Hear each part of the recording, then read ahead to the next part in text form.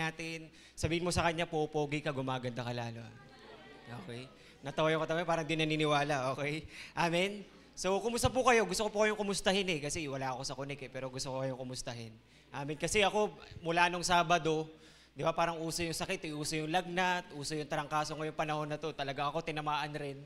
So, nung Sabado pa, nilalamig na ako. Talagang grabe. Di ba? So, alam mo yun, yung nag-chills ka talaga na sobrang yung tuwing gabi, talagang giniginaw ka na hindi makagalaw So, yun talaga yung grabe. Naranasan, sabi ko, grabe, Lord, ngayon ko lang ulit ito naranasan sa buhay ko, yung ganito. Tuwing gabi, talagang nilalamig na talaga ako. Siguro Sabado hanggang Biyernes, mga Wednesday siguro yon. So, pagaling na ako ng Wednesday, praise God. Thursday, pagaling na, gumaling na. Medyo maisip po na lang talaga tayo, narinig nyo naman. So, medyo klagi tayo. But praise the Lord, mabuti pa rin ang Panginoon. Amen? Amen? Nandiyan pa ba kayo? Okay ba kayo? Ready ba kayo ngayong gabi? Amen. So mag-recap tayo ng mga topics natin. Nasa series pa rin tayo this month, Overflow. Tama? Amen? Pag umapaw, pag puno, pag apaw. Amen? That is overflow. Amen? Sino dito gusto pang mag-overflow? Okay, so recap tayo nung pinag-usapan natin. First Sunday pinag-usapan is all about giving, di ba? Mag-overflow tayo sa giving. So alam natin na si Lord yung una nagbigay sa atin, kaya mag-overflow din tayo sa pagbibigay. So may kita mo yung generosity, pag-uumapaw sa pagbibigay, amen? Sabi mo ka sa katabi mo, umaapaw ka na ba? Baka magbigay ka naman dyan. Hindi, joke lang. Okay. Umaapaw na. Second Sunday, pinag-usapan natin last Sunday, okay, is how to have a life that overflows, di ba? Maging maging rooted, build up sa Panginoon, di ba? Habang lumalalim ka, tumataas ka rin lalo, and syempre, may establish tayo lalo sa Panginoon. Amen? So ako, nung habang pinapakinggan ko itong mga pinag-uusapan natin every Sunday, I have this realization, personally sa akin ito, okay? Na-realize ko na hindi talaga tayo mapupuno pa ng Panginoon at hindi natin mararanasan yung pag-umapaw. Tanong niyo ko paano? Paano kapag puno ka pa sa sarili mo, kapag puno ka pa sa mundo, sa mga bagay sa mundo, hindi mo mararanasan yung pag-overflow ng Panginoon. Kasi nga, parang parang puno na yung cup Paano palalagyan kung puno na yung cup? Paano pa inaapaw kung puno na? Hindi mo nalalagyan yun. But when we are empty, Lord, i-empty mo ko. I-empty mo ko sa sarili ko, sa mga bagay-bagay sa buhay ko, sa mundong ito. At hinahayaan kita na punuan ako, lagyan ako, and eventually mag-overflow ako sa buhay ko. That's what I learned. Amen? Sana marami tayong natututunan. Amen? Nandiyan ba kayo? Amen? So sabi nila, nabasa ko to, sabi niya, to live without hope is to cease to live. Okay? Ulitin ko yun. To live without hope is to cease to live. Ayan, to live without hope is to cease to live. Ano ibig sabihin yan? Ano ibig sabihin yan? Kapag huminto ka na daw umasa, huminto ka na ring huminga. Sabihin mo nga sa katabi mo, humihinto ka na ba?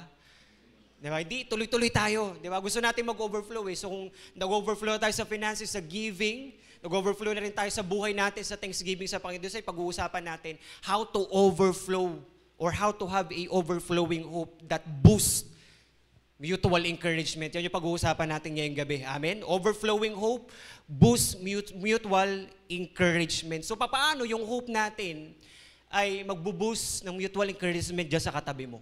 Na kapag ikaw punong-puno ka at umaapaw ka ng pag-asa sa Panginoon, paano mabuboost nito yung mutual encouragement natin sa isa't isa, lalo na bilang simbahan. Amen? Sabi nila, hanggat may buhay, may may pag-asa. Hindi na natin gagayain na panood yung trending, di ba? So, hanggat may buhay, may pag-asa. So, ibig sabihin sinasabi sa atin na hanggang habang humihinga ka, magkaroon ka ng pag-asa lalo na sa Panginoon. Amen? So, tayo as we read our text coming from Romans chapter 15, verse 13. Sabi niya dyan, may the God of hope. Sabay-sabay nga, God of hope. Yan, may the God of hope fill you with all joy. Sabay-sabay, joy. And peace. Sabay-sabay, peace. As you trust, sabay-sabay, trust. Sabihin mo sa katabi mo, trust. Okay, trust in Him so that you may overflow with hope by the power of the Holy Spirit. Pikit tayo sa Panginoon. Let's have a moment of prayer. Lord, we come to you, Father. Lumalapit kami, O Diyos Ama, nagpapakumbaba kami sa oras po na to. Lord, we acknowledge your sovereignty, Lord God, in this place, your power. Lord, we acknowledge your Holy Spirit that Lord, we want Him, Lord God, to move right now, Lord God, in our lives, in this midst of us, Lord. God, salamat po, Panginoon, sa kalakasan na binibigay niyo sa bawat isa. Dinala mo kami sa lugar na to kanina pang umaga, kaninang hapon at ngayong gabi, Panginoon. And Lord, salamat sa mga pagpapala at sa mga bagay na hindi mo binigay sa amin. Papasalamat kami dyan, Panginoon. And today, Lord, we ask you, Lord God, to illuminate your word to us, Holy Spirit. Lord, bigyan mo kami ng karunungan na nagmumula sa iyo, maintindihan namin ang salita mo ng pag-uusapan namin. And Lord, eventually matanim ito sa puso namin, Panginoon. Eventually sisibol, tutubo, mamumunga sa buhay namin, na makikita namin ang salita mo na kumikilos, gumagalaw. Hindi lang kami basta nai-inform every Sunday, Lord God, but Lord, tinatransform kami ng salita mo, Panginoon. As we hear and hear your word in faith, will grow and grow as faith comes by hearing and hearing your word, Lord. Salamat, Panginoon, kasi may pagkakataon pa kami na pag-usapan ang iyong salita, Panginoon. Lord, bless our hearts today, this evening, Lord God, as we partake, Lord God, this word. Habang kakain kami nitong word na ito, Panginoon, mula sa iyo, O Diyos. Samahan mo kami.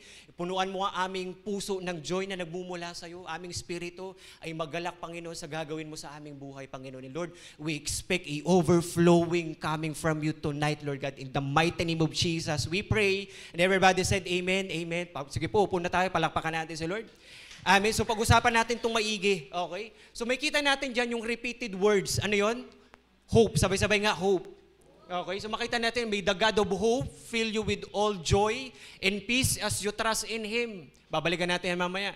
And so that you may overflow with hope by the power of the Holy Spirit. So ibig sabihin, makita natin, nirepeat yung salitang hope 2 beses. Actually, in the entire book of Romans, binanggit yung word na hope 13 times. Marami na ba yon? O marami na yun. 13 times. Binanggit ng 13 beses, minention yung word na hope. At dito sa ating chapter 15, binanggit ng 4 times yung word na hope. So sinasabi sa atin ni Apostle Paul, anak, importante yung hope. At gusto ni Apostle Paul sa atin ngayong gabi, mag-overflow tayo sa hope. Sabi mo nga, mag-overflow tayo sa hope.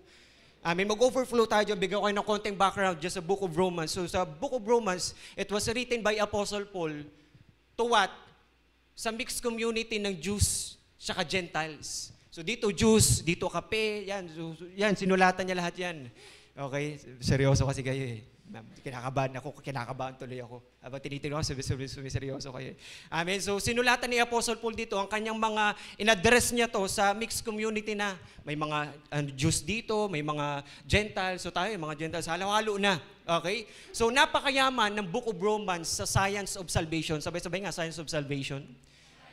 So from chapters 1 to 11, tinakil talaga ni Apostle Paul, what is science of salvation? So kung gusto mo maintindihan bakit ka nagkaroon ng salvation, basahin mo yung Romans. Ang ganda. Diba? Tinakil niya doon, what is sin? Maintindihan mo kung ano yung sin. Matatakil, what is death? Bakit namamatay tayo? Maintindihan mo yun. What is law? Makikita mo yun sa Book of Romans. At maintindihan mo na lahat ito ginawa dahil sa kabutihan at pag-ibig ng Diyos. So that is the science of salvation. Basahin mo chapters 1 to 11. Kaya lang, pagdating sa 12, alam natin to, di ba? Therefore, in view of God's mercy, offer your bodies, sama? So yung chapters 12 na yun, hanggang 16, last chapter ng Book of Romans, kung nakita natin, naintindihan mo yung science of salvation hanggang 11, this chapter 12 hanggang 16, pinapakita naman is the practical appropriation ng what? Dahil naintindihan mo that you are truly saved, kung truly, genuinely saved ka talaga bilang Kristyano, you will going to have a practical appropriation, i-apply mo talaga to sa buhay mo. Lord, nasave mo ko, so ang gagawin ko ngayon, Lord, i-offer ko yung body ko sa'yo, bibigay ko lang, maglilingkod ako sa'yo. Lord, hindi na ako tutulog-tulog bilang Kristyano, hindi. Pero Lord, magpapatuloy ako sa'yo. So that is practical appropriation na sinasabi ni Apostle Paul dito. At talagang tinukoy at talagang tinutukan ni Apostle Paul, masulatan lang sila. Bakit? Mayroong mga bagay na dinidil si Apostle Paul sa kanila. Okay? In this Romans. Una is to live in harmony. Sabay-sabay nga, live in harmony.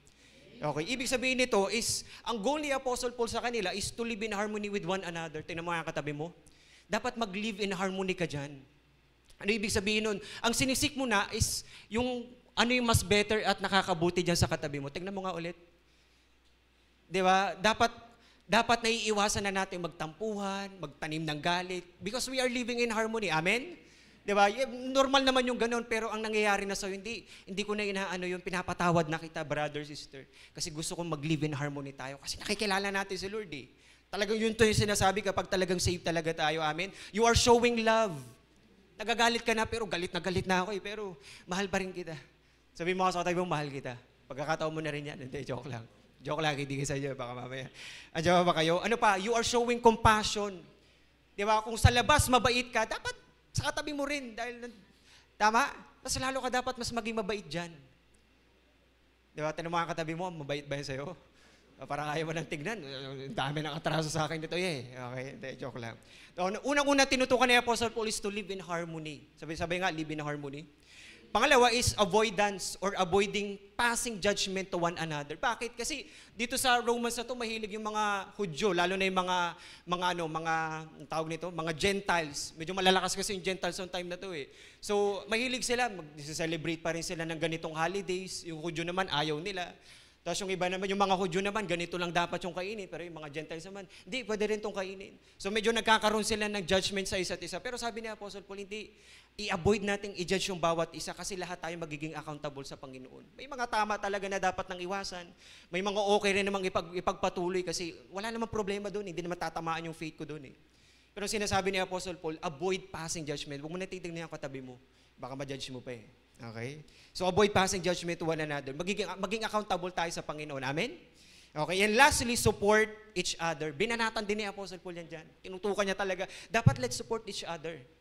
Sabihin mo nga sa katabi mo, I support you. Diba? I support you. Support each other is, ibig sabihin nito, kapag mayroon tayong mga kapatiran na parang hindi ko na masyado nakikita si sister, brother, ganito ah. Kasi nung nakaraan, active na active yun. Tapos, sumunod na Sunday, hindi mo na nakakita. Siguro, nung kinumusta mo, ay may sakit pala. May sakit pala siya. So, ang gagawin mo na ngayon, puntahan mo, pag-pray mo. Diba? So, ibig sabihin na sinasabi sa atin, we must support each other.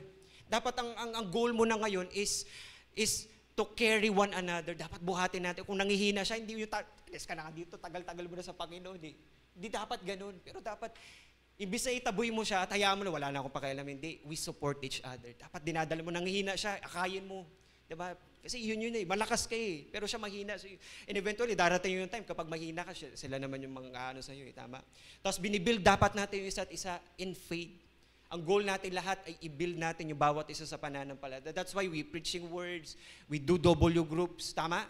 Para mabuild yung faith natin. Kaya sabi ni Apostle Paul, chapter 15, verse 1 to 4, puntahan muna natin sa taas. Sabi niya dyan, nakapakita natin, sabi niya ganun, who are strong ought to bear with the failings of the weak and not to please ourselves. Dapat ang goal mo na ngayon, hindi yung benefit sa'yo, hindi yung magte-take advantage ka, pero ang goal mo na ngayon, sabi niyan, each of us should please our neighbors. Yung please dyan, ay may kinalaman din, related din sa word na sinasabi ko kaninang mutual encouragement. Yun eh. Di ba? For their good. Sabi ko nga kanina, kung mabait ka sa labas, dapat mas mabait ka sa kapatid natin. Mas mabait ka dyan sa katabi mo. Amen? And build them up, for even Christ did not please himself, but as it is written, sabi dyan, the insult of those who insult you have fallen on me. Next, napakita natin. Ito yung maganda dito sa verse 4. Bakit importante yung hope? Sabi niya, for everything that was written in the past. Ano sabi? Tuloy nyo nga po.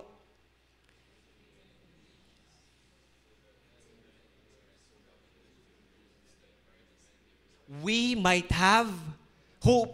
So we might have hope. So malinaw, sinasabi ni Apostle Paul dito, pambihira, importante sa Christian life mo yung hope. Wag mong bibitawan yung hope. Amen? Nandiyan pa ba kayo? So ang tanong sa atin, ngayong gabi na to, papaano tayo mag-uumapaw sa hope? Papaano mag-overflow yung hope natin? Papaano ako mag-overflow sa hope? Okay na ako sa ganito, okay na ako sa ganyan. Sa hope naman. Puntahan natin ulit, Romans 15:13. Sabi niya, gusto ko yung Tagalog eh. Puntahan ka natin Tagalog. Ayan. Diba? Puspusin nawa kayo. Ano sabi? Ng Diyos na siyang bukal ng pag-asa at nawa pagkalooban niya kayo ng kagalakan at kapayapaan. Ano sabi niya? Sa inyong pananampalataya upang mag-umapaw kayo. Saan daw po? Sa inyong pag-asa sa pamamagitan ng kapangyarihan ng Banal na Espiritu. So how to overflow with hope? To boost mutual encouragement for one another. Number 1 is to recognize truly the hope source. Sabi-sabay nga, hope source. Okay? So, importanteng maintindihan natin, dapat ma-recognize natin sa buhay natin yung hope source. Paano ka mag-overflow sa hope? Kung di mo naman alam kung kanino mo kukunin, iigib, kanino ka iigib ng hope. Tama? So, sinasabi dito ni Apostle Paul, kapatid, nakapakita natin. Verse 13, sabi niya, I pray that God, the source of, kapatid, sinasabi ni Apostle Paul, si Lord ang source of hope. Huwag ka nang titingin sa iba. Diba? Huwag ka nang maging ano tawag doon? Sala sa init, sala sa lamig, dito muna ako kasi mukhang panalo siya eh. Dito na lang ako, mukhang matatalo na eh. Dito tayo. Hindi. Sabi niya, si Lord yung pag-asa natin. He is the source of hope. Amen. Andiyan ba kayo? Pag sinabi natin recognize, makita, makilala, ibig sabihin nito, maunawaan mo ng maigi. And truly, sinasabi sa atin na pambihira, when we say recognize truly, is talagang matumbok mo, matuntun mo talaga pambihira. Sino ba? Yan si Lord. He is the source of hope. Natumbok mo talaga, nakuha mo talaga, Lord, ikaw yung totoong pag-asa. Tanong niyo po ako bakit? Bakit kasi may tinatawag na false hope? Tama? Nasabi na ba ng katabi mo yan sa'yo? Na pinaasa ka lang niya? Hindi, joke lang. Okay? That is what we call false hope. Kaya sinasabi ni Apostle po sa atin, we must recognize truly the hope source, and that is the Lord. Kasi kapag kinuha natin yung source natin sa katabi natin o sa ibang tao, baka maging false hope yun eh. Tama? Kasi tandaan natin ito lang. Kasi limitado tayong bilang tao eh. Minsan may mga kahinaan na rin tayo. Sinabi naman talaga natin, sincere naman talaga tayo na sinabi natin, hindi, ano yung kita, yung nangako ka talaga, sincere ka naman dun eh. Kaya lang, minsan, unexpected yung mga nangyayari circumstances eh. Bigla ka nilagnat. So, hindi mo nagawa, syempre. So, andiyan ba kayo? Yung false hope kasi is, insincere siya eh. Andiyan ba kayo? Di ba? Ano pa, may tinatawag ding faulty or fault hope. Kung may false, may fault. Ano na ibig sabihin yan? Yung fault hope, ibig sabihin nito, pinangakuhan ka naman, pero sa dulo, ikaw pa yung nasisi. Anong kinalaman ko dyan? Ikaw nga yung nagsasabi sa akin na ganito, tapos ako pa nasisi sa dulo. Naranasan nyo na ba yun? Diba? That is what we call fault hope. Bakit galing yun sa imperfection at weakness ng tao? Ayaw niyang maging accountable doon sa bagay na ginawa niya, kaya sinisisi niya sa'yo. That is faulty hope. Nandiyan ba kayo? Ibig sabihin may kahinaan, may kakulangan. That's why Paul says, the reason why Paul says this is to emphasize the true and lasting hope, and that is the Lord. Sinasabi niya na ang totoo at ang lasting na hope ay matatagpuan natin, wala nang iba kundi sa Panginoon lang. Andyan pa ba kayo? At kaya sinabi ni Apostle Paul sa mga believers nung time na to, na sinasabi niya, the source of hope is God, ay upang ituro at itatak sa kanila. Talagang tinatatak talaga ni Apostle Paul sa kanilang ganyan, na sinasabi ni Apostle pambihira, our base hope, source of hope is the Lord. Amen? Wala nang iba, hindi tao, hindi pera, hindi bagay, hindi mga bagay na ginagawa natin, hindi politiko, hindi, pero si Lord. Amen? Andiyan pa ba kayo? Because God's past actions, yung mga ginawa ng Panginoon, promises ni Lord sa atin, is tied in Christ. Kaya magiging base hope mo ang Panginoon kasi nakatali sa Panginoon lahat yun eh. Lahat ng pangako ni Lord eh. Lahat ng ginawa ng Panginoon, His death on the cross and His resurrection, napapakita lahat yun na kayang gawin ng Panginoon sa atin kung ano yung mga bagay na pinapangako niya sa atin. Andiyan pa ba kayo? Because all was tied in Christ. Kaya sinasabi sa atin ni Apostle Paul pabira, our source of hope is God. No other than but God. Tandaan mo to lagi, kapag ang pag-asa mo ay Diyos, kapag ang pag-asa mo ay si Lord, hindi ka bibiguin ng Panginoon. Tanungin niyo ako paano. Puntahan natin Romans chapter 5. Romans 15 tayo, baybayin lang natin kay Paul kung ano sinasabi ni Paul tungkol sa hope. Punta tayo ng chapter 5 ng Romans. Sabi niya, such hope in God's promises never disappoints us. Kapatid, pag pag-asa mo si Lord, hindi ka bibiguin ng Panginoon. Sabihin mo nga sa katabi mo, hindi ka bibiguin ni Lord. Amen? Palakpakan nga natin si Lord dyan. Kapatid, pag pag-asa mo si Lord, hindi ka bibiguin ng Panginoon. Hindi ka di-disappoint ni Lord. Pwede yung katabi natin, yung ibang tao, na-disappoint na tayo. Di ba? Umasa pa naman sana tayo, pero si Lord, kapatid, pag umasa ka sa Panginoon, He will never disappoint you. Hindi ka bibiguin ng Panginoon. Bakit? Tanong niyo po ako, bakit? Bakit? Sinabi na, the reason is because God's love has been poured out. Tama, abundantly, overflowing din pala yung pag-asa ni Lord sa atin, sa nilagay ni Lord sa puso natin. Dahil umaapaw yung pag-ibig ng Panginoon sa puso natin, at dahil dito sa pag-ibig na to, talagang sigurado ka na, Lord, alam ko lahat ng pangako mo, hindi mo ko bibiguin dyan. Kasi alam ko sa puso ko, nag-uumapaw sa puso ko yung pag-ibig mo sa akin. Nandiyan pa ba kayo? Amen? Papaano mo ngayon hahanapin at matutumbok yung hope source na si Lord? Gusto niyo pong malaman? Dapat maging ganito tayo sa Psalms na to. Psalms 42, verse 3 to 5, tsaka 10 to 11. Puntahan natin. Ang ganda nito. Okay? Ganito hinanap ng psalmist na to at natagpuan niya that God is the source of hope. Sabi niya, day and night I have only tears for food. Hello? Di ba napapag-aralan to sa FC? Medyo pag sinabi natin Psalms, poetic to. Intense yung emotion, ano pa. Imaginative ka dapat dito, sabi niya, day and night, I have only tears for food. Sabi niya sa araw, gabi, sabi ni nung psalmist, pambira, wala na akong ibang pagkain kundi pag-iyak lang. Punong-puno na yung kwarto ko ng loha. Puro ako loha.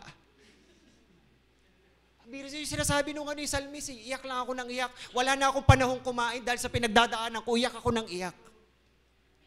Ganun siya pumunta sa Panginoon. Sabi niya, abang umiiyak siya, ito, sabi niya, while my enemies continually taunt me. Ano ibig sabihin ng taunt? Parang nangaasar, parang kinukutya pa siya ng kanyang mga enemies. Sinasabi nila, where is your God? Hello? Nasabihan na ba kayo ng ganito? Ano nangyari sa'yo? Di ba pa-church kayo sa Woil Iba? Nasaan yung Diyos mo ngayon? Na sinasabi mo makapangyarihan yung Diyos at taas gayon nangyari sa buhay mo. Parang yun nararanasan ng psalmist. Sabi niya, my heart is breaking. Sila dito na heartbreak na. Sinasabi niya, durog na durog yung puso ko. Next, puntahan natin na. Kasi sabi niya ganito yung ginagawa ko noon pero dahil sa pinagdadaanan ko, medyo nahinto ako Diba? Sabi niya dyan, I used to be walk among the crowds of worshiper. Dati talaga, nag-worship ako sa Panginoon. Kasama ko yung katabi ko. Kasama ko, nag-worship kami. Taas kami ng kami sa Panginoon. We worship the Lord. Kaya lang dahil sa pinagdadaanan ko, sabi niya, medyo nalalayo na ako kasi intindi ng pinagdadaanan ko Tapos, kinukutya pa ako ng mga kaaway ko na nasaan daw ang Diyos ko. At inulit pa to ng psalmist in chapter 10 to 11. Puntahan natin. At balikan muna natin, verse 4 yan Next slide tayo, Nak. Pero ang galing nung psalmist. Galing nung psalmist. Sabi niya pang ganyan, why I am discouraged? Sino dito discouraged? Nakakaranas tayo niyan, tama? Why is my heart so sad? Lulungkot yung puso ko. Tinatanong niya yung sarili niya, bakit napaka-discouraged mo ngayon? Bakit ang lungkot-lungkot ng puso mo? Sabi niya, pero ang galing nung psalmist. Because he found out that the source of hope is no other than what God. Sabi niya, I will put my hope in God. Parang inutusan niya yung sarili niya. Sa lahat ng pinagdadaanan ko, umiyak ako, heartbreak ako, ilalagay ko pa rin yung pag-asa ko sa Panginoon. Inulit niya to in verse 10 to 11. Puntahan natin verse 10 to 11. Medyo may rendition lang ng konti, pero sabi niya ngayon dyan, my bones suffer, mortal. Pambihira. Ano ibig sabihin nito? Bigyan niyo ako ng picture ng mortal agony na talaga yung kanyang, ibig sabihin nito, parang bagsak na yung lupay-pay na Hindi na makatayo That is, sinasabi niya dyan tama? And my foes, yun na naman. Yung mga kaaway ko, kinukusya na naman nila ako, sinasabi nila sa akin, buong araw, sabi nila, where is your God? Akala ko ba may Diyos ka? Nasaan yung Diyos mo ngayon? Sabi nila ganun. And sabi niya, tinatanong niya yung sarili niya ngayon. Sabi niya, why my soul are you downcast? Bakit? Parang nandyan yung soul niya, kinakausap, bakit ano nangyari sa iyo? Diba? Sa sobrang tindi na pinagdaanan, why so disturbed within me? Pero ang galing ng psalmist, tanong niyo ako bakit? Sabi niya, I put my hope in God. Ilalagay ko pa rin yung pag-asa ko. Tanong niyo ako bakit? Kasi ang hope source niya, na-recognize niya ng totoo na si Lord lang at wala nang iba. Kaya sa lahat ng pinagdadaanan niya, sabi niya, Lord, ikaw pa rin yung pag-asa ko, bibigay ko pa rin. Parang ganito yung sinasabi niya, yung doon sa kaluluwa niya, uy, ano nangyayari sa'yo? Tayo ka dyan, balik ka sa Panginoon, at ibigay mo yung pag-asa mo sa Panginoon. Andiyan ba kayo? Hello? In these Psalms, sa mamaya, basahin niyo sa bahay niyo, ang ganda niyan. Naging paborito ko na yan. Itong Psalms 48 na to, sinulat to ng writer, ng psalmist, na nag-i-express siya ng deep longing for God. Kaya pala, doon sa verse 1 ng kanyang awit, puntahan natin verse 1, tsaka verse 2. Sabi niya, as the deer pants for the stream of water, so my soul pants for you, my God. Kasi ang karakteristik ng isang deer ay hanapin talaga yung pinaka-source of water. Kahit uhaw na siya, hanggat wala siya nakikitang source of water, hindi yan iinom kung saan-saan. Hanggang makita niya, this is the source of hope, doon pa lang siya iinom. Kasi hahanapin niya yung source of water. So, nung ibig sabihin niyan, Yel, sinasabi sa atin nung psalmist na to, sabi niya, sana maging katulad ka ng usa. Isa lang yun. Diba kayo, usa Maging katulad ka ng usa, nakahanapin yung source of water. Kasi sinasabi sa atin ng psalmist, let God be the source of our hope. Hanapin mo ang Diyos. Huwag ka titigil. Di ba nakikita ang Panginoon na maging source ng hope mo katulad ng usa? Kapag natagpuan mo, ibigay mo lahat ng pag-asa mo sa Panginoon. Amen. Palapakan ka natin si Lord dyan. Woo! Amen. Di ba, nakakaranas ng discouragement, nakakaranas ng sadness, katulad doon sa psalmist.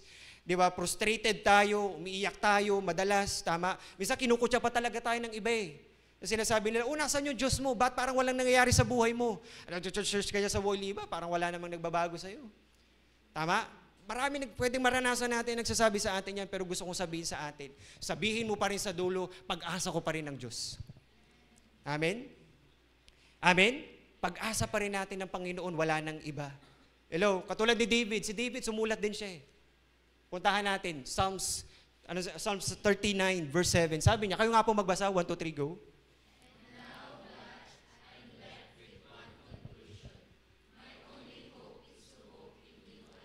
Praise God. Tapos na.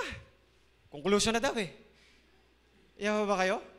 Sabi ni David, kasi si David hari eh, dami niya mga laban, minsan iniiwan din siya na lang mag-isang lumalaban, dami niyang laban. Pero sabi niya, now God, sabi niya, I am left with one conclusion. Sa lahat ng naranasan ko sa buhay ko, isang conclusion lang nagtumama sa akin, sabi niya ganun. My only hope is to hope in you, Lord. Sabi niya ganun, Lord, ikaw yung pag-asa. Yun yung pinaka-conclusion ko sa buhay ko, hindi na ako pupunta sa iba, sa'yo na lang. Kasi dami kong pinuntahan, pero nabigo ako. Pero Lord, ikaw, napagtanto ko sa buhay ko, ikaw talagang pag-asa. Amen? Minsan may mga ganun tayo sa buhay natin eh. Napupunta tayo sa mga sitwasyon ng buhay natin para inaalaw ng Diyos yun. Para mapagtanto mo na talagang babalik ka pa rin sa Panginoon at sasabihin mo, Lord, ikaw pa rin pala sa dulo. Dami ko ng diskarte, ang dami kong galing, matalino ako, Lord eh. Pero, ginamit ko lahat yun, pero parang walang nangyari. At mapafound out mo sa dulo, Lord, ikaw talaga yung pag-asa, Lord. Diyan ba kayo? Amen? Di ba, oftentimes, dumadating tayo sa pagkakataon na parang nasasaid tayo, nauubos. Tama? May limitasyon tayo eh. Pero kapag na-found out mo talaga that God is the God of hope, pambihira. Pag naging pag-asa mo ang Diyos, hindi ka bibiguin ni Lord. Amen? Amen? Andiyan ba kayo? Kasi kapag hope source natin si Lord, kapag sa Kanya tayo umasa na mag-asa, hindi tayo mapapahiya eh.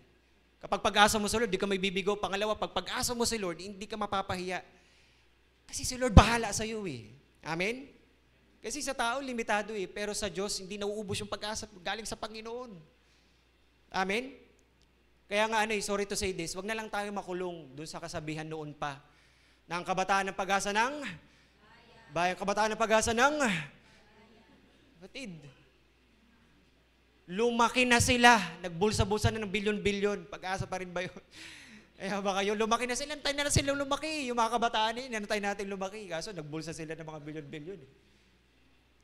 But don't get me wrong. Di ba? Siyempre, sino dito mga kabataan, taas ang kamay. Ako, kabataan pa rin eh. Yan. Di ba? Hindi ko naman nilalahat. May magagawa tayo. Amen? May magagawa pa tayo. Kaya lang sinasabi sa atin, ang pag-asa talaga si Lord na lang. Si Lord na lang talaga yung pag-asa. Amen?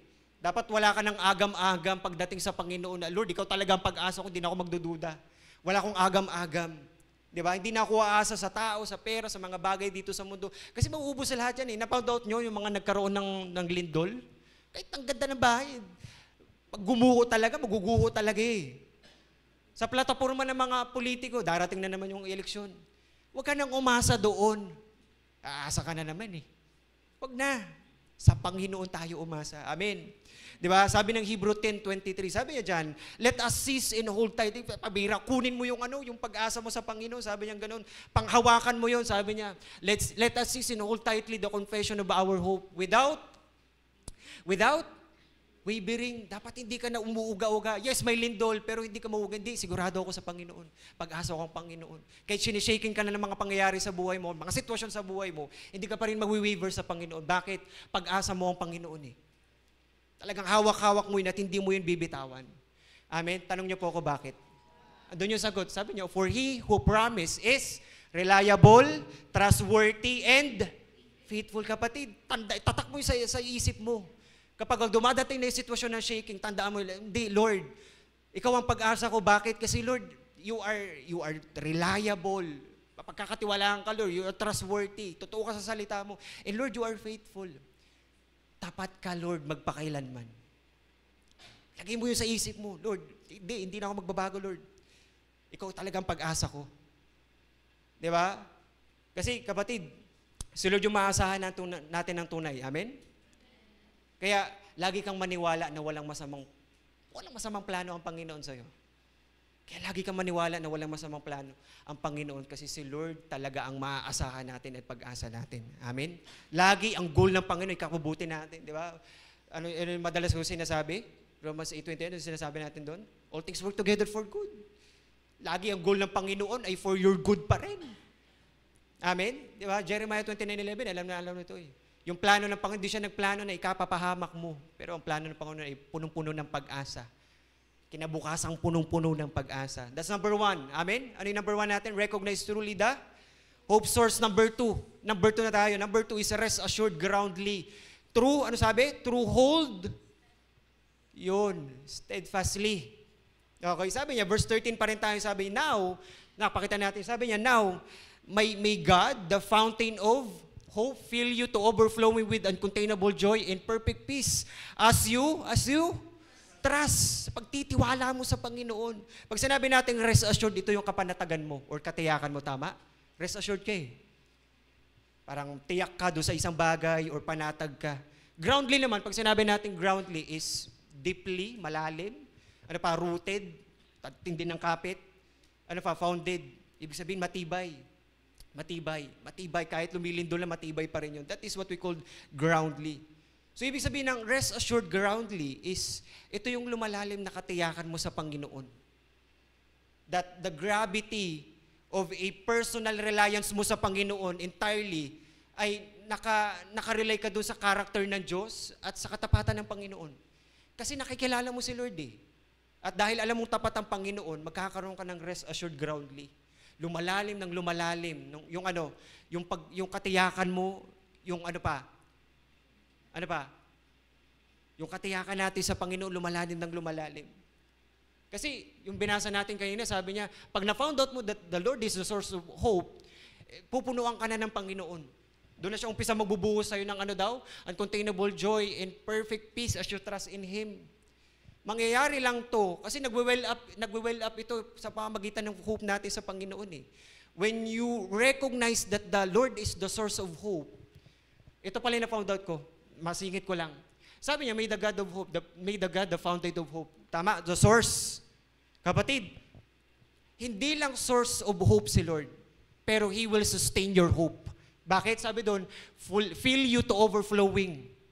Bihira, source of hope si Lord, pero sustainer din siya. Hindi niya hayaan, pag-asa kita Lord. Tapos na doon, hindi, isusustain ng Panginoon yung pag-asa mo. Amen. Kaya nung sinulat to ni Apostle Paul, ni-remind niya yung mga believers ng time na to, and he really encourages them, to have a rest assured groundly sa Panginoon. Bakit? Because it provides motivation and inspiration for them to live and continue to live their lives. Their Christian life in spite of their difficulties and suffering. Kasi mababasa natin yung suffering sila, sinabi ni Apostle Paul in chapter 8 ng Romans. Sabi niya, we have the present suffering but we have also the future glory sa Panginoon. So, ibig sabihin, may matindi sila pinagdadaanan, may suffering sila noong time na to. Pero sinasabi ni Apostle Paul sa kanila, have a rest assured groundly sa pag-asa mo sa Panginoon kasi ito'y mag-i-inspired sa'yo at mag-motivate sa'yo na magtuloy-tuloy sa Christian life mo sa Panginoon. Andiyan pa ba kayo? Kaya nga ang panalangin ni Paul sa kanila, to fill you to overflowing with uncontainable joy and perfect peace. Hello, sinasabi sa kanila ni Apostle Paul, kaya kang pag-apawi ng Panginoon. Kaya kang punuan ng Panginoon, kaya kang pag-apawi ng Panginoon. Siguro ang tanong niyo sa akin, paano? Tanong niyo ako, paano? Puntahan natin yung word na trust. Sabi niya kasi doon, fill you to balik mo muna. Sabi niya, fill you to overflowing with uncontainable joy and peace. Perfect peace as you trust. So, ibig sabihin, yung rest assured groundly natin sa Panginoon, mangyayari lang yung kapag may trust ka sa Panginoon. Puntahan natin yung Greek word ng trust. The Greek word is pistoo. Sabay-sabay, pistoo. Di ba? Merong team sa sa fundamental ka sa pangalan na pistis. Team pistis. Okay. So, the word pistis is same lang naman, pero that is the noun form ng pistoo. Yung pistoo is a verb form. Di ba? Lilipad rin yan mamaya, mawala yan dyan. Di ba? So, pistoo. Kadalasan kapag sa Greek word, pag nagtatapos ng o, katulad yung pistoo, most of the time, verb talaga yan eh. Okay? So, ano ibig sabihin ng pistoo? Ibig sabihin, commit, to entrust, tama ba ako? Or put in trust, tama, with Pero ang pinaka-core idea talaga ng pistyo na yan is be persuaded. Sabi-sabay nga, be persuaded. Diba? Ibig sabihin nung sinasabi ni Paul dyan na trust is persuaded ka na kay Lord. Hello? Ibig sabihin persuaded ka na sa Panginoon na anumang mangyari, tapat pa rin ang Panginoon. Matigas yung ulo mo talaga na, di Lord, tapat ka pa rin. Persuaded ka na sinasabi mo sa Panginoon kahit kanino man, kapag umarap ka sa kanila, hindi, tapat ang Diyos. Paano yan, Jill? Ang dami mo ng prayer pero wala pa rin sinasabi. Hindi, tapat pa rin ang Panginoon. That is trust. That is pisyo. O ang tigas mo doon, makulit ka. Hindi, tapat ang Diyos, mabuti ang Diyos. Ang dami nang nangyayari sa buhay mo, may sufferings. Hindi, tapat ang Diyos, mabuti ang Diyos. Ibig sabihin, parang fix ka na sa Panginoon because you trust the Lord. Hello? Nandiyan ba kayo? Fix ka na sa Panginoon, matigas ka doon. Diba? Kahit ayaw ng katabi mo pumunta nung Sunday niya, tara na, mag-Sunday na tayo, ng kador mo. Bahala nga kayo muna. Basta ako, tuloy ako sa Panginoon. Sa Sunday ako. Hello? Pag nag-aaway kayo mag-asawa, sabi mo, honey, mamaya na tayo mag-aaway. Balikan na lang natin, pero mag-church muna ako. Diba kayo? Para may asawa na yun, no? Hindi, wala pa na. Hindi, syempre nakikita naman natin yan, hindi naman tayo bulag doon sa mga nangyayari ganyan. Diba ba kayo? Diba? Nag-aaway na. Parang hindi ako mapapa-church ngayon, ha? Pero di, mamaya na tayo mag-aaway. Time first muna. Sunday muna ako. Tapos pag-uwi mo after, mamaya, alas 10, away na kayo ulit. Diba ba kayo? Di, ibig sabihin, persuaded ka na because you trust the Lord. Pistyo, talagang, Lord, ikukumit ko talaga to sa'yo. Diba ba kayo? Amen? So, ibig sabihin, matibay na sa'yo yung katapatan ng Diyos. Kaya nga, the word trust, bigyan niyo ako ng picture ng trust kapag narinig yung word na trust. Ano po, pasok, ano nakikita niyong picture? Kapatid, ang nakikita kong picture when we heard the word trust, pagkapit ng mahigpit. Tama? Iba yung yung pag-let go that is surrender Parang trust din yun, in a way, pero pag surrender yung tawag doon Pero when we say the word trust, pagkapit talaga ng mahigpit yun sa Panginoon Di ba? Parang tuko, nakita na kayo ng tuko. Dalawa yun di ba? So, parang ganun, talagang sobrang kapit. Lord, hindi ako bibitaw talaga sa iyo Kakapit talaga ako. Tibay ng kapit. Diyan ba kayo? Yung trust na yun, that is what we call hold steadfastly sa Panginoon. Kapit ka ng maigpit sa Panginoon. Hindi ka bumibitaw. Ano mang mangyari sa buhay mo, sa Christian life mo, hindi ako bibitaw, Lord. So you will now have the rest assured groundly and holding steadfastly sa Panginoon. Tanungin niyo ako bakit? Kasi ang pag-asa mo ay si Lord. Nagtitiwala ka sa Panginoon. Bakit ang pag-asa mo ang Panginoon? I have this story. Maybe some of you already heard this or baka nabasa nyo na to. So merong mag-ama. So ito magtatay na to. Pumunta sila sa mall, namasyal sila. So syempre, siguro tapos na sila palabas na sila. Tapos nagulat yung yung tatay. Nagulat yung tatay. Kasi sabi ng anak niya, kasi may narinig na natunog yung anak niya. May narinig Tapos lumabas yung anak, sabi niya, Daddy, may aeroplano, may airplane, Pero ang liit lang pala. Tama? So, ginisian lang siya nung anak, ng daddy niya. Sabi, Daddy, may airplane. Yeah, may airplane, Lord. Sound effect pa Diba? Lord, may airplane. Ay, sabi, Lord tuloy. Daddy, may airplane. Diba, may airplane. Sabi niya gano'n. Pero ang liit lang pala kasi sa taas Umilipad, sa taas, ang liit lang pala. So, nginitan lang siya ng tatay niya. And 1 week after, sabi nung tatay, may gagawin ako. Sabi niya, nakaliga, mamasyal tayo. So namasyal ulit sila. After 1 week, namasyal ulit sila. Pero sabi niya doon sa anak, surprise, pwede bang mag-blindfold ka muna? Surprise to So syempre, excited yung anak niya. So pumunta sila. Daddy, malapit na ba tayo? Sabi ng anak niya, Daddy, malapit na ba tayo? Hindi, wait lang. So they arrive. Saan? Tingin niyo saan? Sa airport. So sabi ni daddy niya, nandito na tayo sa airport, sabi niya gano'n. So natuwa na yung anak niya. Tapos sinanggal na yung blindfold. Nagulat yung anak niya, wow, Daddy, sabi niya, ang lalaki ng mga eroplano. Wow, Daddy, sabi niya gano'n, ang lalaki ng mga airplanes. Sobrang natuwa yung anak niya. Diba ba kayo? Sobrang natuwa yung anak niya kasi akala, Daddy, di ba maliit lang yan noong nakaraan? Ba't ang laki na ngayon? Diba? And to make the long story short, siyempre, namasyal na sila, nag-out of town sila, papuntang Mexico. Doon sa may Mexico, Mexico, Pampanga. Okay na rin yun. Okay? Diba ba kayo? Pinapatawa ko lang kayo, seryoso kayo Amen? So siguro ang tanong nyo, ano mayroon doon? Wala lang, ganito ko lang. Hindi, kapatid, Bear with me with this. Kapatid, yung trust natin kay Lord, bear with me with this. Yung trust natin kay Lord, depende sa layo o lapit mo ng tingin mo sa Panginoon. Observe that. Yung trust natin kay Lord, depende sa layo o sa lapit natin, yung tingin natin sa Panginoon. Minsan nakikita natin yung liit ni Lord kasi ang layo natin sa Panginoon. Layo natin kay Lord, kaya, Lord, parang ang liit mo lang ah. Tapos dumadami yung problema mo, yung pagsubok mo kasi ang layo ni Lord eh. Ang layo mo sa Panginoon eh. Pero the moment, katulad ni nung anak nung tatay, Lord, ay sabi niya, Daddy, ang laki ng mga airplanes. Sinakyan pa natin, Daddy. Bakit? Ang lapit mo sa Panginoon eh. Lumalaki ang Panginoon sa'yo, lumalaki ang Diyos, at hindi mo namamalay natatakpan yung mga problema mo. Kasi ang lapit mo sa Panginoon. Amen? Because the more we get closer to our Lord, yung hope natin mabuboost lalo. The more we get closer to our God, yung sobrang lapit mo sa Panginoon, pambihira, lumalaki ang Diyos. Our God is became bigger and bigger enough for you na kaya kang sakyan ng Panginoon, na kaya kang isakay ng Panginoon. And the more we get closer to our Lord, doon nag-uumapaw yung hope natin sa Panginoon. Hello? Kasi close ka na. Sobrang lapit ng tingin mo sa Panginoon. Hello? Parang katulad ng anak, sumakay pa, kayang gawin ng Panginoon sa iyo yun. The more you are closer and closer, isasakay, halika na dito nak, isasakay pa kita. Huwag ka na maglakad, sakay kita. Ganun, kayang gawin ng Diyos sa Panginoon, kayang gawin ng Panginoon sa buhay natin. Amen? Kaya tanong ko sa atin, sa tanang buhay mo sa Panginoon, ang tanong ko sa atin, gaano nakahigpit yung kapit mo sa Panginoon?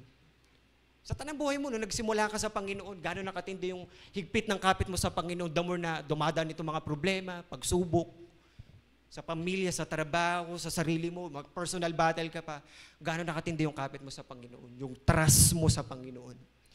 Hello, balikan natin yung word na uncontainable joy and peace, perfect peace. Meron akong formula niyan eh. Yan o, uncontainable joy plus perfect peace equals, di ba, napag-usapan natin noong nakaraang Sunday yan eh. Abounding in giving thanks. Kapatid, mararanasan talaga natin yung uncontainable joy at perfect peace kapag marunong kang magpasalamat. Pansinin mo hindi ka magpapasalamat. Pagpapakita rin yun ng hindi mo pagtitiwala sa Panginoon. At hindi mo mararanasan na magkaroon ng joy. Kasi anxious ka. Hindi ka papasalamat eh. Wala ka ring peace, kapayapaan. Lagi ka nag-aalala kasi hindi ka nagpapasalamat sa Panginoon eh.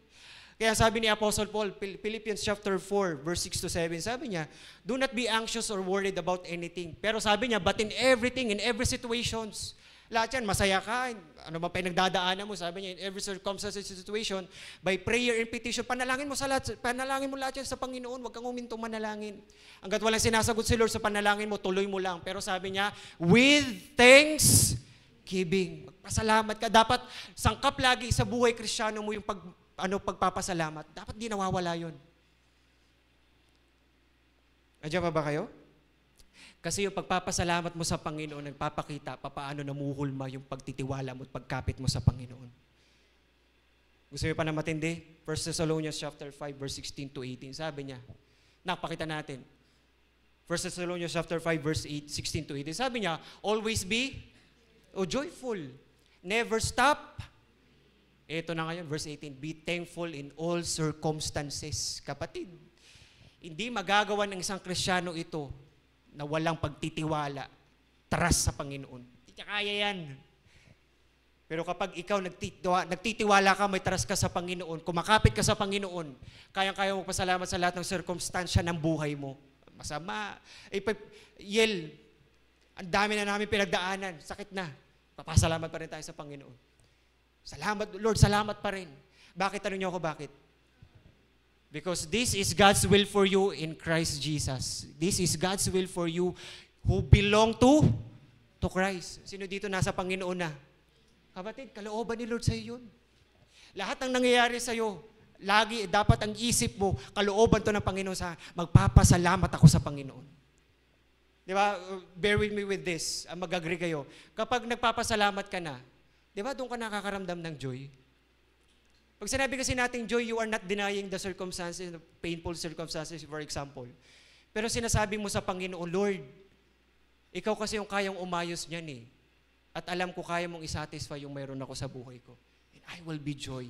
I will have joy. Tama? Kapag nagpapasalamat ka na, yun na, umaano na yung joy sa'yo. Tapos ito matindi, yung peace. Kaya ang sabi doon sa Philippians kanina, di ba? And the peace of God that transcends. Kapag nagpasalamat ka na sa Panginoon sa lahat ng pinagdadaanan mo, kapayapaan ni Lord yung papalit doon. Ang sinasabi, anak, pumanatag ka. Hello? Pumanatag ka, anak. Nakita, hindi ko alam kung naranasan nyo na yung ganito eh. Naranasan nyo na magduyan, tapos nakatulog kayo sa duyan ng mahimbing. Humihilik pa yung iba. Naranasan ko na to eh. Dito sa may parting Baang Talinga. Galing ako sa Santa Cruz yun, madaling araw ako bumiyahe.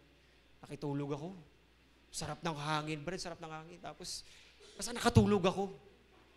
Sabi ko, grabe, sarap maranasan yung gano'n. Sino dito nakaranasan ng gano'n? Umiga ka lang sa duyan, dahil sa sarap ng simoy ng hangin, inuugoy ka ng simoy ng hangin, tapos, basta nakalimutan mo lang lahat. At mahimbing ka nang natutulog at humihilik. Kayo? Amen? Kapatid, parang gano'n yung picture ng rest assured groundly through hold steadfastly sa Panginoon. Bakit? Dumating ka na sa punto ng buhay mo na, pambihira. Para kang natutulog sa duyan, inuugoy ka ng Panginoon, sinasabi mo sa Panginoon, Lord, ikaw nang bahala sa lahat. Nangyayari yan sa paligid ko, pero Lord, sa iyo ako nakatingin dahil ikaw pag-asa ko. I trust you. At Lord, kaya kong pumanatag with joy and peace. Bakit? Tanong niyo ako bakit? Pakita yung pag-asa niya ang Panginoon. Amen? Hello, nandiyan pa ba kayo? Amen? Di ba? Mapupuno talaga tayo ng joy and peace eh. At tumitibay tayo sa Panginoon. At aapaw ng aapaw yung pag-asa natin kapag what? Kapag kaya natin magtiwala at pagkatiwala lahat sa Panginoon. Amen? Lastly, number 3. Ano yung una? Recognize truly the hope source. Number 2, rest assured, groundly, true, hold steadfastly. Ibig sabihin nito, pambihira, lalalim yung katiyakan mo sa Panginoon, yung pagtitiwala mo sa Panginoon kapag ang tindi ng kapit mo sa Panginoon. Number 3, reinforce fully by the Holy Spirit. Sabay-sabay nga, reinforce fully. Okay, bakit? Bakit reinforce fully? Napuntahan natin. Sabi ni Apostle Paul in MSG, sabi niya ganon. Version, sabi niya, oh, may the God of green hope fill you up with joy, fill you up with peace. Ang sabi niya, so that your believing lives, tuloy niyo po yung naka-highlight,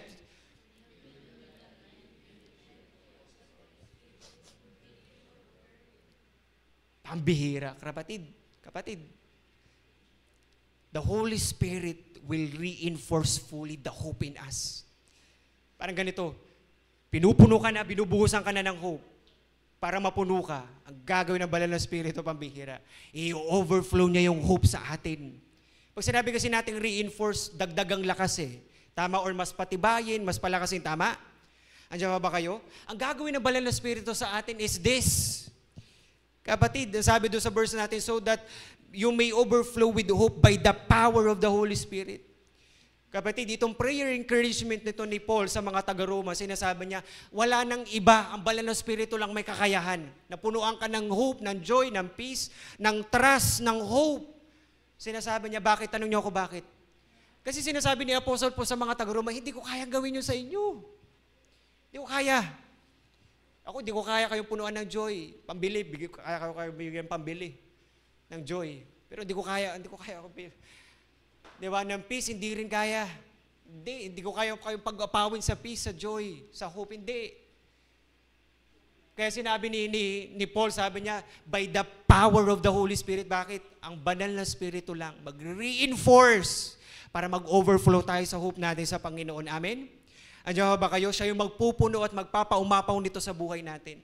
After all, yung joy tsaka peace, bunga ng banal na Espiritu. Tama? Yung joy tsaka peace. Love, joy, peace, patience. Diba? Bunga ng banal na Espiritu sa atin. And the more na kumikilos at pinapakilos natin ng banal na Espiritu sa buhay natin, pabira, kapatid, mag-overflow ka talaga. Amen? Itong joy, itong hope, itong joy, itong peace na to, itong trust na to sa Panginoon, these combinations form a spiritual or mutual encouragement that sustains and empowers the believers. Ang sinasabi ni Apostle Paul, para sinasabi ko rin sa atin, hindi kaya ni pastor, hindi kaya ng W group leader mo, na pag-apawin ka sa mga bagay na to, hindi. Ang banal na Espiritu lang. Amen. Amen? That's why Paul sinasabi niya, repeatedly mention the word hope. Na sinasabi niya sa mga believers sa room na to, be inspired in the confidence, in the goodness, and sovereignty of God. Sinasabi ni Apostle Paul sa kanila, itong hope na to, okay, ay paulit-ulit kong sinasabi sa inyo para magkaroon kayo ng inspirational confidence sa kabutihan ng Diyos at saan pa? Sa sovereignty ng Diyos. Bakit? Makapangyarihan ng Panginoon eh. So dahil makapangyarihan ng Panginoon, kayang ibigay, isupply lahat ng Panginoon niya sa iyo, isustain pa ng Panginoon sa iyo. Asya ba kayo? Hello? Paano, siguro ang tanong nyo, Yel, paano natin makita that the Holy Spirit reinforce us fully sa Panginoon?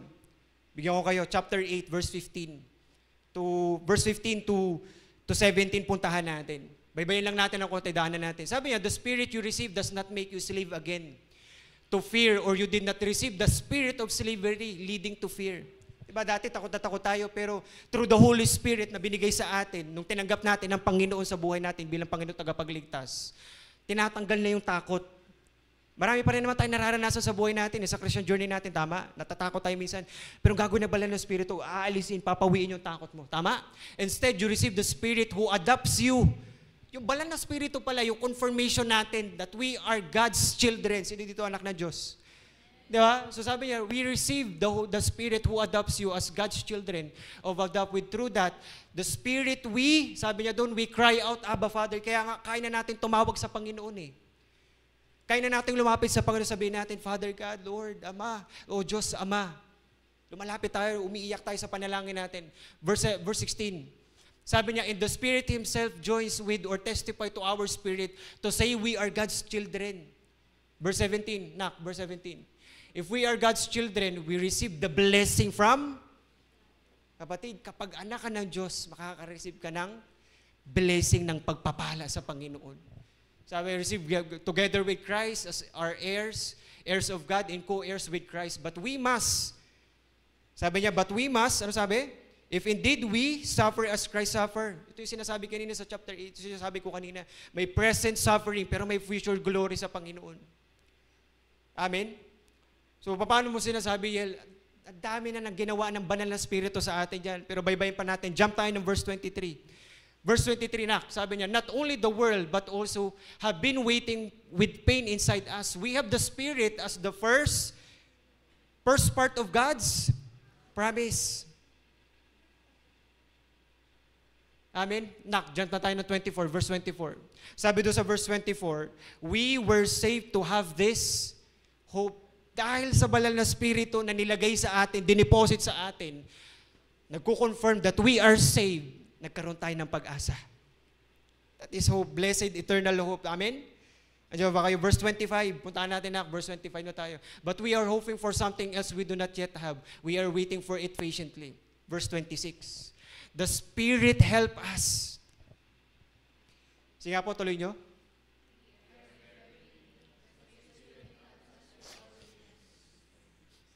Kapatid, sino dito nangihina? Ay, wala. Ang lakas nyo naman. Kapatid, ako nangihina ako eh.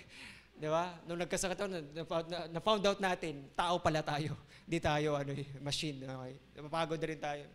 What I'm saying is, kapatid, kahit sa Christian journey natin, may panahon talaga na manghihina tayo eh. But praise be to God. Sabi niyo praise to God. Kapatid, binigay ang banal na Espiritu to reinforce us fully. Na sinasabi sa atin, kapag mahina ka, ang gagawin na banal na Espiritu ay tutulungan ka at palalakasin ka sa kahinaan mo, sa kahinaan natin. That is reinforce fully. Ay, dyan pa ba kayo? Amen? Kasi sa totoo lang, nung una, no hope talaga tayo eh. Tignan mo yung katabi mo. Walang kapag-apag-asa yan noon. Tignan mo yung katabi mo. Wala yan pag-asa, kapag-apag-asa. Tanong niyo ako paano? Kapatid, because of sin and death, and we are all going to punishment of hell, wala na talaga tayong pag-asa. But because of Christ died on the cross and resurrected, pambihira. Yung dating walang pag-asa, ngayon kaya ng punuan ng pag-asa ng Diyos. Through the power of the Holy Spirit. Amen? Palakpakan nga natin si Lord dyan. So sinasabi sa atin ni Apostle Paul, pambihira, through the power of the Holy Spirit, mag-overflow tayo sa hope natin sa Panginoon. Di ba? When we begin in Christ, when we begin our walk with Christ, and now that we are belong to Christ, sinasabi sa atin, i-reinforce lalo tayo ng banal na Espiritu kasi binigay siya sa atin eh. Amen. Mas pinapalakas tayo, mas pinapatibay tayo, ano pa? Mas pinag-uumapaw tayo, mas pinagpapala tayo. Amen. Naranasan niyo ba ito sa buhay niyo? That is through the reinforcement fully of the Holy Spirit in us. Amen. Bigyan ko pa kayo ng another proof. John 14:16. Puntahan natin. Sabi niya, and I will ask the Father and He will give you another helper. Puntahan natin lahat. Diba? Nilabasan ng Amplified Version. Ano yung mga characteristic description ng Banal na Espiritu sa atin. How He can reinforce our Christian life fully. Sabi niya, una, helper. Tutulungan ka ng Banal na Espiritu, Brad. Number 2, ano sabi niya pa dyan? Comforter. Sino mga walang comforter sa bahay? Joke lang yun ha, baka mamaisipin niyo. Ibig sabihin ng comforter, kapag dumadaan ka sa pain, sa heartbreaks, di ba, sa grief mo, dahil nawalan ka ng mahal sa buhay, kapatid, nandiyan ang Banal na Espiritu who will comfort you. Iko-comfort tayo ng Banal na Espiritu. Amen? Ang sasabihin niya sa atin, pambihira, anak, nandito ako, yayakapin kita. Amen? Ano pa? Advocate. Ang Banal na Espiritu sa atin ay advocate. Ibig sabihin nito, magbigay ng advice. Tama? Advocate magbigay ng advice eh. Tama? Sige, anak, ituloy mo yan. Anak, ituloy mo yan, sabi sa'yo. Di ba? Habang nagbabasa ka, nagde-devotion ka, binibigyan ka ng confirmation. Kasi advocate siya sa'yo. Tama? Ano pa? Sabi dyan, intercessor. O kapatid, pinapanalangin ka Banal na Espiritu. Hello? Sinasabi sa iyo, anak, yung amen mo makalimutan, baka bukas mo masabi, anak, yung amen mo. Kidding aside. Pero pinapanalangin tayo ng Banal na Espiritu. Na kapag mahina na tayo, talagang lupaypay tayo sa panalangin natin. Na kaya mo, manalangin tayo, sabay tayong manalangin. Hello? Ano pa? Counselor. Kina-counsel tayo ng Banal na Espiritu. Malaking decision making to Lord, pero the moment we pray to God, ang Banal na Espiritu, bibigyan ka ng counsel. Bibigyan ka ng confirmation. Anak, wag mo nang ituloy. Wag mo nang ituloy. Anak, ituloy mo na. Binibigyan ka ng counsel. Ano pa? Strengthener. Ito yung sinasabi kanina, kapag mahina tayo, palalakasin tayo ng Banal na Espiritu. Naranasan nyo na yung ganito. Yung alam mo hindi mo kaya, pero nakaya mo. Naranasan nyo na yan. Kapatid, that's the Holy Spirit reinforcing us fully.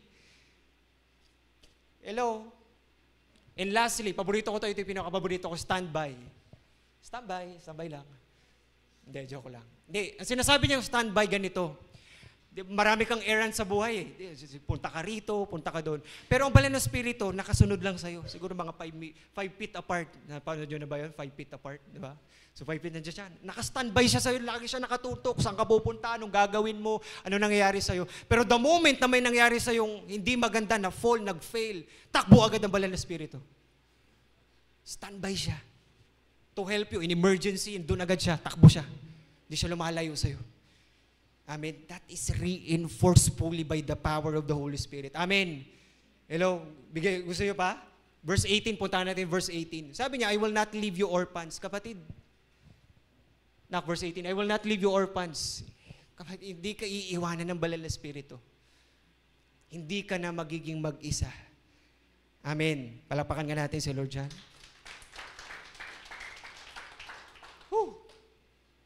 Amen?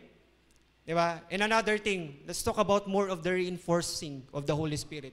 Naalala nyo to nung sinabi ng Panginoon sa mga disciples niya na, do not yet leave the Jerusalem until you are clothed by the power of the Holy Spirit. Nabasa nyo na to? In Luke chapter 24. Sinabi ni Jesus sa mga disciples niya, huwag muna kayong aalis ng Jerusalem hanggat hindi binibigay sa inyo yung kapangyarihan ng Banal na Espiritu. Yung pagpuspos sa inyo ng Banal na Espiritu, huwag muna kayong aalis. Kaya pagdating sa Acts chapter 2, habang nagpipray sila, Pentecost nun eh, Festival of Pentecost eh, habang nagpipray silang ganyan. So nagpipray silang ganyan, worship sila sa Panginoon, nasa upstairs silang ganyan, biglang pambihira. Kumilos sa Banal na Espiritu, lahat sila binaptize. Nabasa nyo na to, Acts chapter 2? Tama? Binaptize sila lahat, so they are reinforced fully by the power of the Holy Spirit. Kumikilos ang Banal na Espiritu sa kanila. Kaya boldly talagang preach nila yung gospel ng Panginoon kung sino si Christ. Yung kamatayan ng Panginoon tsaka resurrection ng Panginoon. Eto na ngayon, chapter 2 yun. Tama, nangyari, chapter 2. Chapter 3, puntahan natin. Malapit na ako matapos. Kwento ko lang to. Chapter 3. Acts chapter 3. Eto na si Peter. Si Peter to eh. Sabi niya, one day, And one day, Peter and John went to the temple area. It was 3 o'clock in the afternoon, which was the time for daily temple prayer service. Kapatid, araw-araw pala sila nagpi-prayer works. Tama? Alas 3, tayo alas 6. Wednesday lang. Pero sila, pabira, sabi ito, tama? Nabasa niyo ba? Araw-araw sila nasa temple, nagpi-prayer works, 3 p.m. lagi. Pag 3 p.m. na, prayer na natin ito sa Panginoon. Yawa kayo? Tindi nila, no? Reinforce fully by the Holy Spirit. Yawa ba kayo? So, kwento ko na lang para hindi tayo masyado matagalan. Diba? So, anong nangyari, habang araw-araw ginagawa ni Peter tsaka na dyan, mga disciples yun. Isang araw, yun yung one day, meron ding crippled man na namamalimos do sa pintuan. Malapit siguro sa pintuan ng temple area na yun. Araw-araw din siya doon. Kaya lang, itong isang minsan na to, nangyari, pinuntahan siya, itong crippled man na nanglilimos, pinuntahan siya ni John tsaka ni Peter. Sabi ni, natatawa ko din, nakpakita mo nga yung verse 4, gusto mo ba yung verse 4 eh. Natatawa ko rito. Yan. Peter and John look at the crippled man and said, look at us. Tignan mo kami, pre. Parang ganyan sila sabi nila, hindi, joke lang. Sabi niya, tignan mo kami, artista kami. Hindi, joke lang. Sabi niya, look at us. Sabi niya ganun. So tumingin yung beggar, tumingin siya ganun kay Peter tsaka kay John. Akala niya lilimusan siya. Kasi nag-insist si Peter eh. Tignan mo kami. Ang ginawa ni Peter, sabi niya, ito yung sinabi niya, but Peter said, I don't have any silver or gold. Wala ko niyan kahit ano. Hindi kita mabibigyan ng limos. Pero ito yung maganda. Sabi niya, but I do have something else I can give you. Pero meron akong isa na maibibigay sa'yo. Ano sabi niya? By the power of Jesus Christ of Nazareth. Diba ba kayo? Stand up and walk. Hello? Tayo ka na, maglakad ka na. Uy, crippled yun na. Ba't matatayuin mo? Tapos palalakarin, crippled yun. Ang ginawa ni Peter, reinforced fully by the Holy Spirit, pambira. Sabi yun, napuntahan natin. Sabi niya, Peter took the man's right hand and lifted him up. Galing! Sabi dito, he jumped up and stood in his feet and began to walk. Tumalon-talon siya, Brad. Woo! Uy, di ba ano yun? Di ba lumpo yun? Paano siya nakatalon? But it reinforced fully si Peter by the power of the Holy Spirit. Kaya nangyari doon sa mama, na puno ng pag-asa, Brad. Anong ginawa niya pa? Sumama na kila Peter, magpipray, tsaka magpipraise and worship na. Ay no, temple area with him, he was walking, jumping and praising the Lord, thank you. Hello, Lord, salamat. Tumatalon-talon siya gano'n. Oh, Lord, thank you. Reinforced fully by the power of the Holy Spirit. Asya ba kayo? Parang ako lang na-excite Amen? Sabi, bilisan mo na. Hindi, joke lang. Kapatid, bear with me with this, malapit na tayo matapos. Amen? Hindi natin kaya sa sarili natin. Amen? Sino dito nag-a-admit ka na hindi mo kaya talaga sa sarili mo? Hindi natin kaya. It's only through the Holy Spirit that will reinforce us fully. Yung Christian life natin, yung Christian walk natin sa Panginoon, i-reinforce tayo fully ng Panginoon. Hindi tayo iiwanan ng Panginoon. Ang ministry ng Banal na Espiritu sa atin ay i-lead tayo para mas makilala pa na makilala ang Panginoon. I-lead tayo para lumalim ng lumalim. Hindi para manghina tapos aalis. Hindi. Ang gagawin ng Banal na Espiritu, nanghihina ka, pero ang gagawin, anak, magpatuloy ka lalo, palalakasin kita. Lord, walang-wala na kami. Magpatuloy ka, pagpapalain kita. Kasi i-reinforce tayo. That's the goal of the Holy Spirit. Sabi mo sa katabi mo, magpatuloy ka. Kaya nga, di ba? Bugang-buga na kami sa Sunday, talagang, di ba? Ano pa, prayer works, talagang todo na yung pag-ano natin ng prayer works. W group. Di ba? Mag-set tayo, W group tayo, Brad. Sis, W group tayo. Di ba kayo? Para magpatuloy tayo sa Panginoon. And through the power of the Holy Spirit, kikilos ang Panginoon sa buhay natin. Kapatid, ang goal ng Banal na Espiritu, makinig kayo sa akin, bear with this. Ang goal ng Banal na Espiritu sa atin, tanungin niyo ko kung ano, is for you to not to lose hope, but to overflow with hope. Amen? Palapakan nga natin sa Lord dyan. Kapatid, ang goal ng Banal na Espiritu ay para hindi ka mawalan ng pag-asa sa Panginoon. Pero mag-umapaw ka sa pag-asa mo sa Panginoon. Na parang sinasabi niya, anak, lagi kitang pupunuan at pag-aapawin ng pag-asa. Kaya read your Bible. Buiwanan yan. Amen? Diyan ba kayo? Ito na ngayon. Sino nakuha yung pinag-usapan natin? Kasi pag may hindi, ulitin natin. Hindi, joke lang. Nakuha natin na 3 bagay yon for us. So, amen? Ano yung una? Recognize truly the hope source. Malinaw na sa'yo talaga, Lord.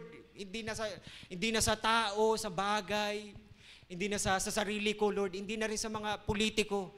Pero Lord, ikaw yung hope source ko. Ikaw yung pag-asa ko. Number 2, number 2, rest assured, groundly, true, hold steadfastly. Ibig sabihin, the more na lumalalim ka sa Panginoon, yung katiyakan mo kay Lord, ay tumitindi, tumitibay, kasi ang tindi ng kapit mo rin sa Panginoon, sa pagtitiwala mo, yung trust mo kay Lord eh. And number 3 is reinforced fully by the Holy Spirit. Kapatid, aminin natin talagang hindi natin talaga kaya. At doon natin lalong mararanasan paano tayo pag-aapawin ng banal na Espiritu. Siguro ang tanong nyo na ngayon, Yel, paano mo nasabi that our overflowing hope boasts mutual encouragement? Yun yung tanong sa atin ngayon eh. Paano mo nasabi ngayon na kapag nag-uumapaw ako sa pag-asa ko sa Panginoon, yung katabi ko, ay mahahawa ko at mabuboost ko siya ng mutual encouragement na siya din lalakas sa Panginoon, magkakaroon ng pag-asa. Do you want to know? Mabilis na to kwento. Sino dito nakakaalam ng kwento ng bleeding woman? Alam natin yung kwento na to. Pero bago yung bleeding woman, tandaan natin to lagi. Okay? Tandaan natin to lagi. Bago yung bleeding woman, meron munang nauna sa kanya. Pag binasa natin sa Mark chapter 5, 24 to 34, this is the passage. Balikan nyo na lang mamaya sa bahay. Bago yung bleeding woman, meron munang naunang tatay. And his name is Jairus. Sabay-sabay nga, Jairus. Di ba? Itong si Jairus na to, alam niya, nabalitaan niya yung ginawa ng Panginoon. Papagaling si Lord. Nag-heal ng may sakit, ang daming miracle sa ginawa ng Panginoon. So alam ni Jairus, say na good leader to parang abogado to sa time natin. Pumunta siya kay Jesus. Para sinasabi niya, Jesus. Tapos talaga lumuluhod siya sa Panginoon, Lord, tulungan mo kami, tulungan mo ko. Pagalingin mo naman yung anak ko kasi may sakit siya ngayon eh. So ang ginawa ng Panginoon, tara na, punta na tayo, sabi niya kay Jairus. So dahil marami ng tao nung time na yon, siksikan na, so medyo parang hindi na mahulugan ng karayom sa sobrang tindi, doon pumasok yung eksena ng babae. Yung babae na nagbi-bleed ng 12 years, di ko alam kung, siyempre, hindi naman ako babae. Di ba? For 12 years, Brad, na-imagine nyo ba yon? Yung mga babae, dyan natin dyan, kababaihan natin. Di ba? For 12 years, may bleeding siya. Tapos sabi doon sa description, pinuntahan niya na lahat. Lahat ng paggamutan, pinuntahan niya na. Pero hindi siya gumaling. Ito yung masakit. Hindi na nga siya gumaling, ubos lahat ng pera niya. Pero alam nyo, meron pa siyang one roll of hope. May isa pa siyang gano'n ng ano. Alam mo yung parang nag-roll ka ng dice, may isa ka pang chance eh. Meron na lang isang gano'n yung babae. At alam niya si Jesus yun. Lord, ito na lang one roll of hope ko. Itataya ko na lahat sa'yo. Kaya ginawa ng babae, nakipagsiksikan. Habang papunta si Jesus sa si Jairus sa bahay nila, itong babae nakipagsiksikan siya. Kaya no wonder, sabi niya, nahilan niya na lang yung ilaylayan ng Panginoon kasi halos madapa na siya sa siksikan. Halos gumapang na siya. Pero sabi ng babae, sabi niya sa Panginoon, Lord, sabi ng pag-asa niya sa Panginoon ganito, if I can just touch the edge cloak of Jesus, then gagaling ako. Kapatid, nakipagsiksikan yung babae, natumba na halos, madapa na siya, gumapang na, maabot lang yung laylayan. Yun yung tassel, and edge cloth yung tassel. Lord, mahawakan ko, sabi ng pag-asa niya sa Panginoon, Lord, mahawakan ko lang yung dulo. Okay na ako, Lord, mahawakan ko lang yung dulo. E nahawakan niya yung dulo ng Panginoon. Guess what happened? He was healed instantly. Palakpakan niya natin si Lord. He was healed instantly. Gumaling siya, Brad. Gumaling siya. Tapos, nag-testify siya sa lahat habang papunta sila dun sa bahay ni Jairus. Ako yun, Lord. Ako yung pinagaling mo, Lord. 12 years na yon. Ang tagal na ng sufferings ko. Pinuntahan ko na lahat, pero wala talaga. Pero dahil ikaw yung hope, nilagay ko lahat sa'yo, Lord, gumaling ako. Narinig yun ni Jairus. Siyempre. Lumaki yung pag-asa lalo ni Jairus na sinasabi niya, Lord, alam ko talagang kayang-kaya mong pagalingin yung anak ko eh. Pero habang papunta na si Jairus para sabihin niyo sa Panginoon, dumating yung mga servant niya. Sabi ng mga servant niya, Jairus, Master, huwag niyo na pong abalahin ang guro. Guro yung tawag nila eh. Huwag mo na pong abalahin si Jesus. Patay na yung anak niyo. Patay na. Pwedeng mag-collapse sa lahat ng hope na meron si Jairus. Pero ito yung sinabi ng Panginoon sa kanya. Sabi niya, don't be afraid, just believe. Trust. Trust me, sabi ng Panginoon sa kanya. Trust me on this. Akong bahala. In control ako. Just believe, pistyo o trust. Kapit ka lang, Jairus. Pumunta sila. Nag-iiyakan na sa bahay ni Jairus kasi patay na. Sabi ni Jesus, paalisin mo yung lahat na nag-iiyakan at hindi maniniwalang mabubuhay ang anak mo. Kasi pinagtatawanan sila eh. So sinasabi ni Jesus, magigising ang anak mo. So labas sila lahat. Sila lang doon. To make the long story short, gumaling na buhay yung anak ni Jairus. Palakpakan nga natin si Lord. Pero hindi yun yung highlight. Gusto ko i-highlight yung babae na humawak ng edge cloak. Edge cloak ng Panginoon na pambihira. Binuo siya lahat ng pag-asa niya kahit dapang-dapa na siya. Maabot niya lang yung laylayan ng Panginoon. Kasi significant yun eh. Yung pag-asa niya na yun, na gumaling siya sa Panginoon, nag-spark yun ng pag-asa sa iba at na-boost, nagbigay ng boost of mutual encouragement for others. Bakit? Mark chapter 5. Puntahan natin Mark chapter 6. Chapter 5, chapter 6, puntahan natin. Nakapakita natin. Sabi niya, Mark chapter 6, verse 52 to 56. When they had crossed over, kasi galing na sila doon sa kabila, nag-cross over ulit sila. They landed to Gennesaret and anchored there. Pambihira. Pagdating pa lang nila Jesus, sabi doon, na-recognize siya ng tao, puntahan na agad sila kay Jesus. Pagbaba pa lang ha, puntahan na sila agad sa Panginoon. They ran throughout that whole region and carried their sick on mats and to wherever they heard he was. Next slide. And whenever he went into villages and towns, countryside, they placed their sick in the marketplaces. Pambihira. Kaya magbasa ng highlight.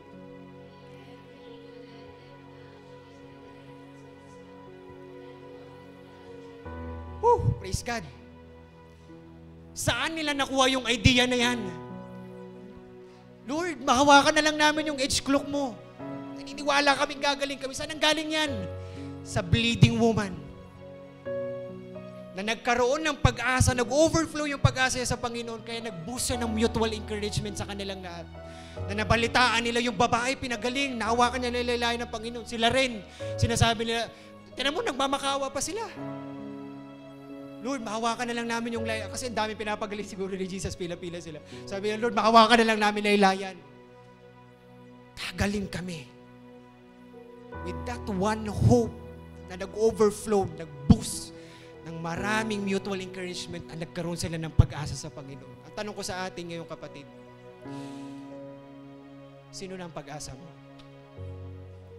Sino na ang pag-asa mo? Kapatid, our hope in the Lord will not be in vain. Pag-asa natin sa Panginoon, hindi yun isang kasiyangan. Pagpapala yun sa atin. Amen. Hello? Ulitin ko, the closer we get to our Lord, hope gets boost. And the more we get closer to our Lord, close sa Panginoon, sobrang lapit na sa Panginoon, our hope gets bigger and bigger. The more we are getting closer sa Panginoon, yung pag-asa natin mag-overflow sa Panginoon. Kapatid, iwanan ko to sa atin, kay Kristo lang ang pag-asa, wala nang iba. Amen? Can we close our eyes? Hallelujah. Naniniwala ako na may nilalagay ang Panginoon sa atin. But this time, I want you to talk to the Lord. And this time, I want you to commit your hope to the Lord. Come on, panalangin ka sa Panginoon. Kausapin mo si Lord, i-deal mo yung hope mo. Lord, hindi na ako mag-hope sa ibang bagay. Hindi ko na ilalagay yung pag-asa ko. Hindi ako kukuha ng pag-asa sa tao. Sa mga bagay-bagay sa mundo. Sa kung ano man yung meron ako, kaya kong gawin. Pero Lord, yung pag-asa ko, ikaw, Panginoong Jesucristo. Come on. Kausapin mo si Lord. If the Lord is leading you to pray about trusting Him more, kapatid, panalangin mo sa Panginoon. Lord, turuan mo ako na magtiwala sa'yo. More and more, Lord, magtiwala sa'yo. Trust you, Lord. Come on, hallelujah, Lord. Hallelujah. Come on, the Holy Spirit. Lord, we ask you, God, the Holy Spirit, to reinforce us fully. Lord, hindi namin kaya sa sarili namin, Panginoon, but this time, Lord, we are asking you right now. Lord, we are here, mga anak mo, Panginoon. Marami kaming haharapin, marami kaming pinagdadaanan, may mga sakit karamdaman. But Lord, by the power of the Holy Spirit, Lord God, we can stand, Lord God. We can, Lord, overcome, Lord God. And we will overflow in hope. Hallelujah, hallelujah, hallelujah. Come on, kausapin mo si Lord. And if you are saying right now, yell, Pag-asa ko na ang Panginoon. Pwede ka bang tumayo sa oras na to? And let's worship Him. Hallelujah. Come on, come on. Taas mo yung kamay mo sa Panginoon. In Christ alone, I raise my trust. Find my glory in the power of the cross. In every victory, let it be said. Declare that song of prayer sa Panginoon. He is our source of strength, source of hope. In Christ alone, I place my trust. Find my glory in the power of the cross. Hallelujah, Lord. In every victory, let it be said of me. Source of strength. Come on. Source of hope. Kay Kristo lang. Kay Kristo lang. Bahala ko. Ang kamatayan niya'y kalwat-hatian. Hallelujah, Lord. Hallelujah. Sa bawat tagumpay ay sasabihin mo sa Panginoon niya. Aking lakas, pag-asa ko kay Kristo lang. Pwede ba natin taas ang ating mga kamay sa Panginoon? Come on, raise your hands to the Lord. Ang kamatayan niya'y kalwat-hatian. Sa bawat tagumpay ay sasabihin ko, lakas, pag-asa ko kay Kristo lang. Come on, say it. From the bottom of your heart, say it to the Lord. Make it your prayer. Hallelujah, Lord. Lord, nandito kaming lahat, Panginoon. Dinadakila ang pangalan mo. Hallelujah. Ay sasabihin ko, tanging lakas. Lord, ikaw ang aming lakas. Pag-asa ka namin. Come on. Tiwala ko, ang kamatayan niya'y kalwat-hatian ko. Come on, declare it. Bawat tagumpay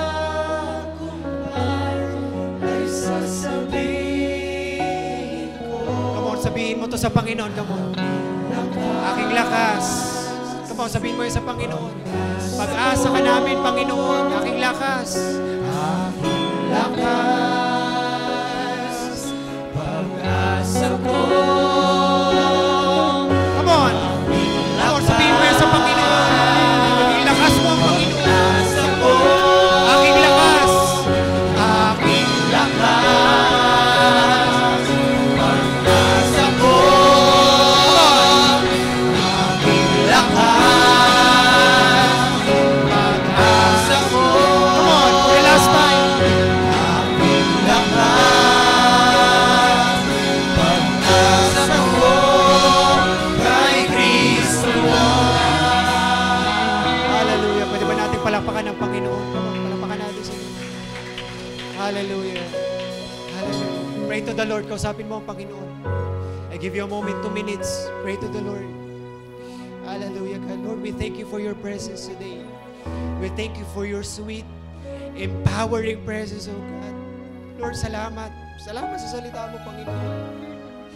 Binibigyan mo ulit kami, Panginoon, ng kalakasan, pag-asa, oh Diyos. Lord, pwedeng bumitaw na kami. Lord, salamat sa salita mo, Panginoon. Salita mo na punong-puno ng pag-asa. Pinapalakas mo kami, pinapatibay mo kami. Lalo mo kaming ini-encourage, lalo mo kami pinupush, Lord God, na mag-umapaw sa pag-asa namin sa iyo, Panginoon. Lord, this life may be full of uncertainties.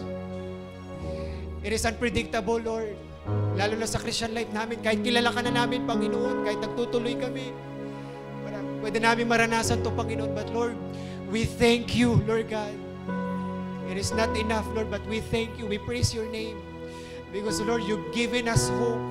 You supply us, sustain us with the hope, Lord God, because you are the source of hope. And Lord, we thank you because you making it overflow in our lives. Hallelujah, Lord God. Lord, I pray for my brothers and sisters, Lord God. Lord, kaya kami nandito para sa amin ang salita mo, Panginoon. And Lord, we claim it, Lord God, in the mighty name of Jesus. Lord, make it happen in our lives, in our Christian lives, Lord God. Lord, sa aking mga kapatid na nandito, Panginoon, Lord, samahan mo sila, Panginoon, Lord. Tumingin kami lagi sa iyo na ikaw ang pag-asa, na hindi mo kami bibigo, hindi mo kami papahiya, Panginoon. Na ang pag-asa namin sa iyo ay pagpapala, Lord God. That, Lord, this tree remains forever, the love, the faith, and the hope.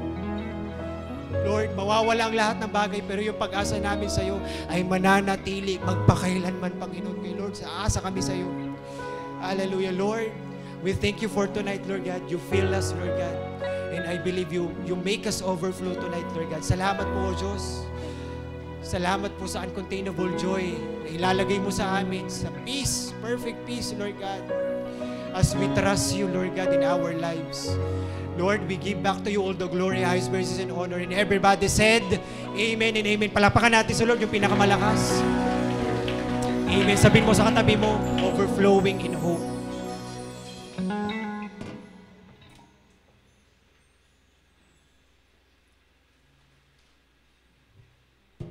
Amen. Hallelujah. Hallelujah. Pumunta naman po tayo sa isa pang act of worship at yun po ang giving. The benefit of giving, Philippians chapter 4, verse 15 to 19. You people in the Philippi remember when I first told the good news. When I first told the good news there. When I left Macedonia, you were the only church that gave me help. Several times you sent me things I needed when I was in Thessalonica. Really, it is not that I want to get gifts from you, but I want you to have the benefit that comes from giving. I have everything I need. I have even more than I need. I have all I need because Epaphroditus brought your gift to me. Your gift is like a sweet-smelling sacrifice offered to God. God accepts that sacrifice and it pleases Him. My God will use His glorious riches to give you everything you need. He will do this through Christ Jesus.